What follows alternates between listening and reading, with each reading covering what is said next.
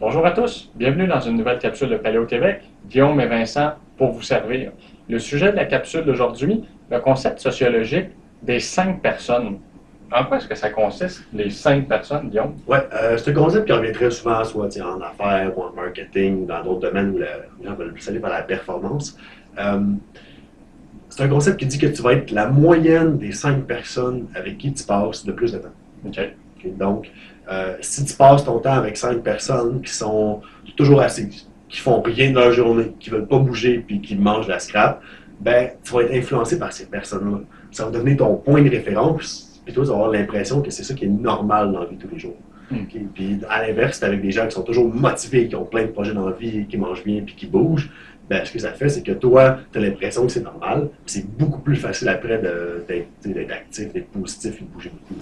C'est un peu pour ça qu'on observe le phénomène sociologique. Les familles qui sont inactives, elles vont ni plus ni moins s'entraîner par le bas, carrément te descendre, t'entraîner vers le fond. Ouais, c'est exactement ça qu'on entend souvent. C'est OK, ben moi, ce que je trouve qui est difficile avec le paléo, ben, c'est que je retourne dans ma famille, puis là, je sais pas quoi manger, ou mes parents mangent pas comme ça. Ou souvent, je vais sortir quelque part avec mes amis, puis mes amis, ils vont trouver que je mange bizarre, ils vont essayer de m'influencer pour que je mange de la scrap. Fait que ça, on en entend très souvent parler.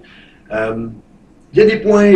Ce qui est bien avec ça, c'est qu'on peut quand même changer d'amis jusqu'à un certain point. C'est un truc à considérer. Avec la famille, c'est plus dur. Sauf que quand on est plus au secondaire, là, quand on vieillit, un des trucs qui est bien quand on est adulte, c'est qu'on peut choisir les gens avec qui on passe plus de temps. Ouais. Des fois, si on sent que notre vie, elle va pas où on veut, on n'est pas la personne qu'on veut, puis on n'est pas autant en santé qu'on voudrait, ben, c'est intéressant de venir considérer les gens autour de nous. Est-ce qu'ils sont une influence positive?